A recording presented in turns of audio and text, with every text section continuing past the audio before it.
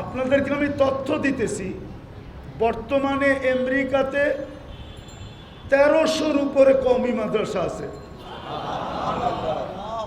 গত বছরের রিপোর্ট ছিল 1250, এক বছরে 50টা বাড়ছে। আমার তো প্রতি বছর যাওয়া হয়। গত বছরও আমি উদ্বোধন করে আসছি 4টা মাদ্রাসা, 3টা মসজিদ। কেননা গির্জার বিক্রি নাম উঠতে দেরি, মুসলমান কিনতে দেরি করে না, আর কিনার মসজিদ মাদ্রাসা বানাইতে দেরি করে না। ওইখানে তো বাধা দেয় না, কেননা ওরা জানে ওরা আমাদের মতন না। আর আল্লাহরও তো একটা সিস্টেম আছে, নদীর এই পার গড়ে, এই পার ভাঙ্গে, ওই পার গড়ে। আমরা আঙ্গুল উঠাইতে চাইতেছি আর ওরা গড়তে চাইতেছে, গড়তে চাইতেছে, ওরা জানে। আজকে যদিও বলি ব্যস্ত ব্যস্ত, একটা চিত্র আপনাদের সামনে তুলে ধরতেছি, দেখি কারো মনে লাগে কিনা। আজকে তো চতুর্দিকে যাবেন, সবাই বলে ব্যস্ত ব্যস্ত ব্যস্ত। আল্লাহ ডাকে তারপরও বলে ব্যস্ত। ওকে যদি জিজ্ঞাসা করি তুই ব্যস্ত কার দেহটা দিয়া, কার দেহ, কে দিছে এই দেহটা? হ্যাঁ, ও যে দোকান করে কার দেহ দিয়া? ও যে তুন্দুলে রুটি লাগায় কার দেহ দিয়া? ওই যে জুতার দোকানে বসে শিলায় কার দেহ দিয়া? ও যে চাকরি করে কার দেহ দিয়া? ও যে চলে ফিরে কার দেহ দিয়া? 4টার সময় যেইখানে আপনার ঘুম শুরু হয়, ওদের উঠা শুরু হয়। কেননা আপনি টেলিভিশন চ্যানেল দেখতে দেখতে দেখতে দেখতে যখন চোখ বিরক্ত হয়ে গেছে, তখন আপনি হয়তো খোলা রাইখেও ঘুমায় গেছেন, নাইলে বন্ধ করে ঘুমায় গেছেন, ঠিক না? আগে তো পুরা ঘরের জন্য একটা হইতো, এখন তো প্রত্যেক কামরার জন্য আলাদা আলাদা, ঠিক না? আর যদি টেলিভিশন নাও থাকে, রাগ হয়ে যাবে কিনা জানি না, আমাদের দেশ এখন যুদ্ধ ঘোষণা করছে কিসের বিরুদ্ধে? মাদকের বিরুদ্ধে, ঠিক না? আমি তো দেখতেছি মাদকের এটার ব্যাপারে আমার কোনো বিরোধ নাই, আমিও এটার পক্ষে। কিন্তু আমাদের যুবক যুবতীরা মাদকে যতটুক আসক্ত না, মোবাইলে এর চেয়ে কোটি গুণ বেশি আসক্ত। মোবাইলে এর চেয়ে বেশি আসক্ত। সারা রাত্র মোবাইলে চলে যায়। কার ঘর বাকি আছে ওয়াইফাই নাই বলেন? শুধু শুধু তো না, এই ছেলেগুলা 4টার সময় ওঠে।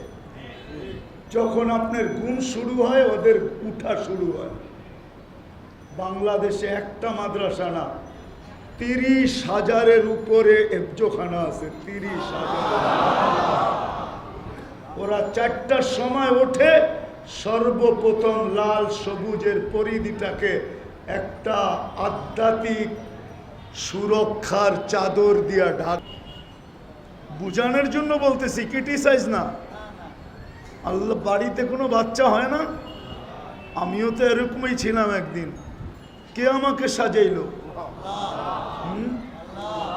আল্লাহ তো এই জন্যই আক্ষেপের সাথে বলেন, তোকে সাজাইলো কে?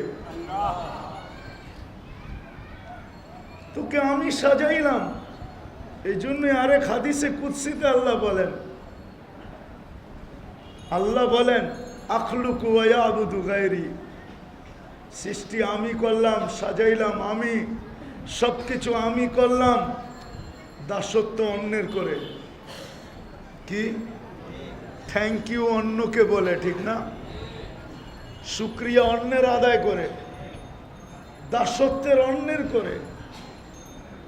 আরজুকু আশকুরু গায়রি, লালন পালন আমি করি, ফুলের মালা অন্যের গলায় দেয়। আল্লাহ বলে, আনা ওয়া ইবনা আদম ফি নাবাইন আযীম, আমি আর মানুষ বড় সমস্যায় জর্জরিত। সৃষ্টি করি আমি, ইবাদত করে অন্যের, দাসত্বে অন্যের। দোকানওয়ালা দোকানের দাসত্ব, বাজারওয়ালা বাজারের দাসত্ব, হাটওয়ালা হাটের দাসত্ব, অফিসওয়ালা অফিসের দাসত্ব, ঠিক না? ডিউটিওয়ালা ডিউটির দাসত্ব, এক একজনে এক একটার দাসত্ব করতেছে। অথচ দিছে কে? সাজাইছে কে? আরেক জায়গায় আল্লাহ বলেন, আতাইতুকা আইনানে তানদুরু বিহা, তোকে দৃষ্টি দিলাম আমি আর দেখিস, আর তুই ভাবতেছিস আফাহাসিবতুম আন্নামা খালাকনাকুম আবাস, তোর ধারণা তুমি অনার্থক সৃষ্টি। দৃষ্টি আমি দিলাম, তোমার ধারণা অনার্থক সৃষ্টি। আতাইতুকা উদুনানে তাসমাউ বিহা ওয়ালা উহাসিব, শ্রবণ শক্তি আমি দিলাম, আর তোমার ধারণা ওয়ালা উহাসিব, তোমার হিসাব কিতাব নিব না। আফাহাসিবতুম আন্নামা খালাকনাকুম আবাস, তোমার ধারণা তুমি অনার্থক সৃষ্টি। আতাইতুকা লিসানান তানতিকু বিহি, বাকশক্তি আমি দিলাম আর তুমি বলো, আর তোমার ধারণা কি? আফাহাসিবতুম আন্নামা খালাকনাকুম আবাস, তোমার ধারণা তুমি অনার্থক। আতাইতুকা আকলান তুমাইয়িজু বিহি, মগজ আমি দিলাম, মেধা আমি দিলাম, বিবেক আমি দিলাম, বুদ্ধি আমি দিলাম, তুমি ব্যবহার করো, আর তোমার ধারণা কি? আফাহাসিবতুম আন্নামা খালাকনাকুম আবাস, তোমার ধারণা তুমি অনার্থক সৃষ্টি। এরকম লম্বা এক একটা জিজ্ঞাসা করেন, তোর ধারণা কি বল। বিদায় মাসলা আখেরাত, দুনিয়া না। দুনিয়া হইলে আপনাদের পিছে পড়ার কোনো প্রয়োজন ছিল না, ওলামাদের আপনাদের পিছে পড়ার কোনো দরকার ছিল না, যদি মাসলা দুনিয়ার হইতো, আখেরাতের না হইতো। তাহলে আমাদের মতো আলেমরা জীবন যাপন করে নিত, নিজের ইবাদত চুপে চাপে নিজে কমপ্লিট করে ফেলতো, আপনাদের পিছে পড়ার কোনো প্রয়োজন ছিল না। মাসলা কিন্তু আখেরাত, সত্য এটাই, কেউ কারো দিকে তাকাবে না। আজকে যদিও বলি ব্যস্ত ব্যস্ত, একটা চিত্র আপনাদের সামনে তুলে ধরতেছি, দেখি কারো মনে লাগে কিনা। আজকে তো চতুর্দিকে যাবেন, সবাই বলে ব্যস্ত ব্যস্ত ব্যস্ত, আল্লাহ ডাকে তারপরও বলে ব্যস্ত। ওকে যদি জিজ্ঞাসা করি, তুই ব্যস্ত কার দেহটা দিয়া? কার দেহ? কে দিছে এই দেহটা? ও যে দোকান করে কার দেহ দিয়া? ও যে তুন্দুলে রুটি লাগায় কার দেহ দিয়া? ওই যে জুতার দোকানে বসে শিলায় কার দেহ দিয়া? ও যে চাকরি করে কার দেহ দিয়া? ও যে চলে ফিরে কার দেহ দিয়া? 4টার সময় যেইখানে আপনার ঘুম শুরু হয়, ওদের উঠা শুরু হয়। কেননা আপনি টেলিভিশন চ্যানেল দেখতে দেখতে দেখতে দেখতে যখন চোখ বিরক্ত হয়ে গেছে, তখন আপনি হয়তো খোলা রাইখেও ঘুমায় গেছেন, নাইলে বন্ধ করে ঘুমায় গেছেন, ঠিক না? আগে তো পুরা ঘরের জন্য একটা হইতো, এখন তো প্রত্যেক কামরার জন্য আলাদা আলাদা, ঠিক না? আর যদি টেলিভিশন নাও থাকে, রাগ হয়ে যাবে কিনা জানি না, আমাদের দেশ এখন যুদ্ধ ঘোষণা করছে কিসের বিরুদ্ধে? মাদকের বিরুদ্ধে, ঠিক না? আমি তো দেখতেছি মাদকের এটার ব্যাপারে আমার কোনো বিরোধ নাই, আমিও এটার পক্ষে, কিন্তু আমাদের যুবক যুবতীরা মাদকে যতটুক আসক্ত না, মোবাইলে এর চেয়ে কোটি গুণ বেশি আসক্ত। মোবাইলে এর চেয়ে বেশি আসক্ত, সারা রাত্র মোবাইলে চলে যায়। কার ঘর বাকি আছে ওয়াইফাই নাই? বলেন। শুধু শুধু তো না, এই ছেলেগুলা 4টার সময় ওঠে, যখন আপনার ঘুম শুরু হয় ওদের উঠা শুরু হয়। বাংলাদেশে একটা মাদ্রাসা না, 30,000-এর উপরে এফজোখানা আছে, 30,000। ওরা 4টার সময় ওঠে, সর্বপ্রথম লাল সবুজের পরিধিটাকে একটা আধ্যাত্মিক সুরক্ষার চাদর দিয়া ঢাকে, তারপরে কোরআন পড়া শুরু করে। এই কারণে যতগুলা বড় ভূমিকম্প বাংলাদেশে আসছে সব শেষ রাত্রে আসছে, কিন্তু একটাও বাংলাদেশে আজ পর্যন্ত বিপর্যয় ঘটাইতে পারে নাই। কেননা দেওয়ালে যদি বল মারা হয় তো বল দেওয়াল ভেদ করতে পারে না, হয়তো ডাইনে যায় নাইলে বামে যায় স্লিপ কইরা, আর না হইলে সোজা পিছে চলে যায়। সুরক্ষার চাদর দিয়ে তো রাত্রে 4টার সময় লাল সবুজের পরিধিটা ঢাকা থাকে। ভূমিকম্প আসে বটে, কিন্তু ভেদও করতে পারে না, বিপর্যয় ঘটাইতে পারে না। হয়তো ডাইনে যায় নাইলে বামে যায় নাইলে পিছে যায়। এই মাদ্রাসাগুলা কারণে আমরা টিকা আছি, সত্য এগুলোর কারণেই টিকা আছি। আমরা বুঝি আর না বুঝি, আপনাদেরকে আমি তথ্য দিতেছি, বর্তমানে আমেরিকাতে 1300-র উপরে কওমি মাদ্রাসা আছে। গত বছরের রিপোর্ট ছিল 1250, এক বছরে 50টা বাড়ছে। আমার তো প্রতি বছর যাওয়া হয়, গত বছরও আমি উদ্বোধন করে আসছি 4টা মাদ্রাসা 3টা মসজিদ। কেননা গির্জার বিক্রি নাম উঠতে দেরি, মুসলমান কিনতে দেরি করে না, আর কিনার মসজিদ মাদ্রাসা বানাইতে দেরি করে না। ওইখানে তো বাধা দেয় না, কেননা ওরা জানে ওরা আমাদের মতন না। আর আল্লাহরও তো একটা সিস্টেম আছে, নদীর এই পার গড়ে, এই পার ভাঙ্গে, ওই পার গড়ে। আমরা আঙ্গুল উঠাইতে চাইতেছি আর ওরা গড়তে চাইতেছে, গড়তে চাইতেছে। ওরা জানে যে এগুলো আমাদের দেশের জন্য উপকার করবে, অপকার করবে না, কিন্তু আফসোস আমরাই বুঝি না। এই জন্য আসেন, আজকের থেকে শিখার জন্য প্রস্তুতি নেন, মাদ্রাসাগুলোর সাথে সম্পর্ক রাখেন, আলেম ওলামাদের সাথে সম্পর্ক রাখেন। যেই যেই জায়গায় সম্পর্ক রাখলে চিরস্থায়ী হবে, ওটা আজকের থেকে শিখতে চেষ্টা করেন, আর অল্প স্বল্প হইলেও সম্পর্ক করতে শুরু করেন। বাকি যুবকদেরকে দুটা কথা বলবো, তোমাদের পায়ে হাত দিয়া বলি, আর নেটে দেখা চুল কাটো না। কি খাটবা? অঙ্গীকার কে কে করতে পারো দেখি? নামাও নামাও। আরেকটা 14 তারিখ উদযাপন করব না। আমার কথা কিন্তু শেষ। ঈসা আলাইহিস ইসলামের একটা কথা শুনাই শেষ করে দিতেছি। যদি আল্লাহ নারাজ হয়ে গেল না, আল্লাহ নারাজ, তাহলে ঈসা আলাইহিস ইসলামের কথা সত্য হবে। উনি এক এলাকা দিয়ে যাইতেছিলেন, ধ্বংসপ্রাপ্ত এক এলাকা দিয়ে যাইতেছিলেন।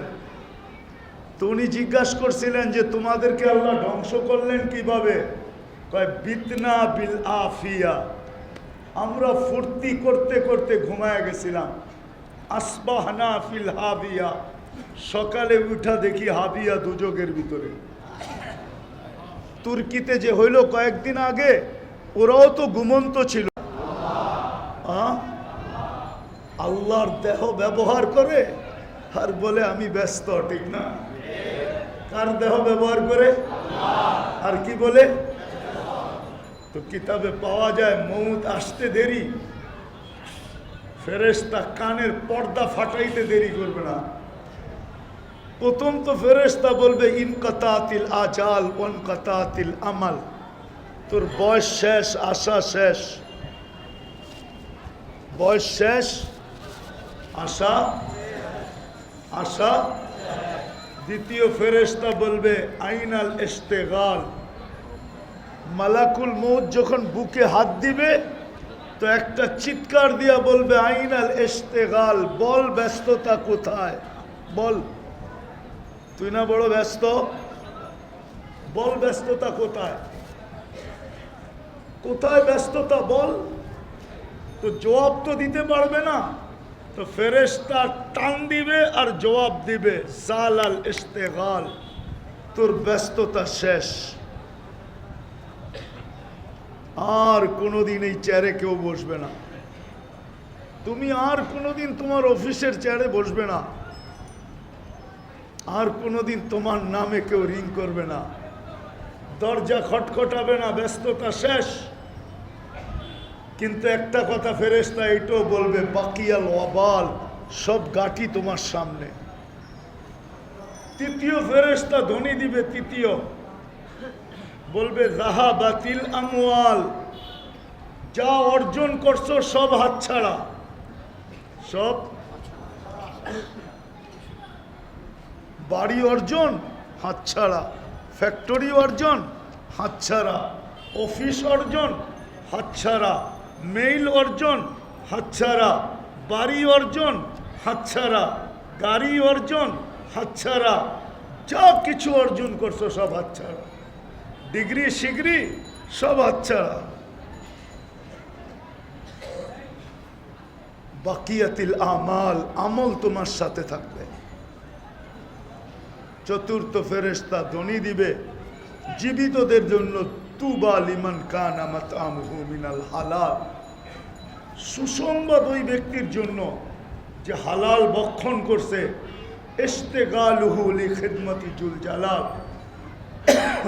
আর যেই ছোট জীবনটার ভিতরে আখেরাতের প্রস্তুতি নিছে। বিদায় কথা শুরুটা ছিল যে আমরা মুসলমান বটে, কিন্তু ইসলামের রং আমাদের ভিতরে নাই। উম্মত বটে, কিন্তু আল্লাহর রসুলের আদর্শ আমাদের জীবনে নাই। একটু ভাবেন, কালকে এই চেহারাটা কি করে আল্লাহকে দেখাবো? এই জন্যই তো আল্লাহ এক জায়গায় বলেন, শব্দটা আল্লাহর জন্য ব্যবহার করা যায় না, গেলে ব্যবহার করতে পারতাম। আল্লাহ বড় আক্ষেপের সাথে বলেন, ইবনা আদম মা কুনতা ফি শাই, ও যুবক একদিন তো তুমি কিছু ছিলে না, ও পুরুষ একদিন তো তুমি কিছু ছিলে না, ও নারী একদিন তুমি তো কিছু ছিলে না, ও মানুষ তুমি তো একদিন কিছুই ছিলে না। কুনতা মা আম্মাহিনা, নিকৃষ্ট একটা পানির ফোঁটা ছিল। ফামান জাআলাকা দামা, তোমাকে রক্তে রূপান্তরিত কে করলো? কোন প্রযুক্তি করলো? কোন টেকনোলজি করলো? কোন বিজ্ঞান করলো? কে করলো রক্তে রূপান্তরিত? ওমান জাআলাকা মুদগা, তোকে রক্তপিণ্ড থেকে রূপান্তরিত করলো। ওমান জাআলাকা ইযামা, তোর কঙ্কালটা কে তৈরি করলো? ওমান কাসা আলাইহি লাহমা, এর উপরে এরকম নিখুঁতভাবে সুন্দরভাবে গোশত আর চামড়ার আবরণ কে চড়ায় দিল? আমা কুনতা সগীরা ফামান কাব্বারা, ছোট কি ছিলে না, তোমাকে বড় কে করলো?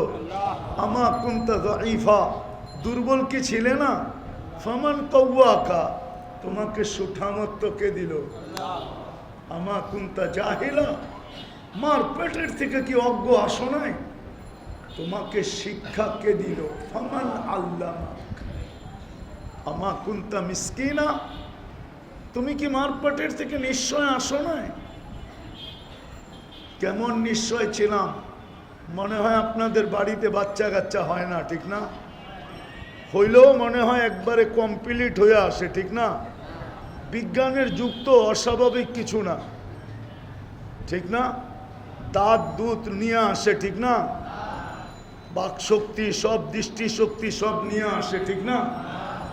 কেননা বিজ্ঞান সম্মত সময় না, আবার উন্নত দুনিয়া না, কি বলেন, স্মার্ট দুনিয়া তো। তারপরও যদি আগের মতো আসে, তাহলে স্মার্ট হয়ে লাভ হইল তো হইল কি? বুঝানোর জন্য বলতেছি, ক্রিটিসাইজ না। আল্লাহ, বাড়িতে কোনো বাচ্চা হয় না?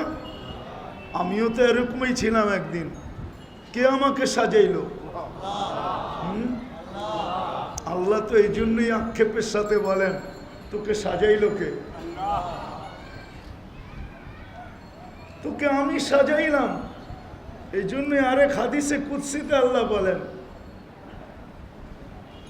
বলেন, আখলুকু ওয়া ইয়াবুদু গায়রি, সৃষ্টি আমি করলাম, সাজাইলাম আমি, সব কিছু আমি করলাম, দাসত্ব অন্যের করে।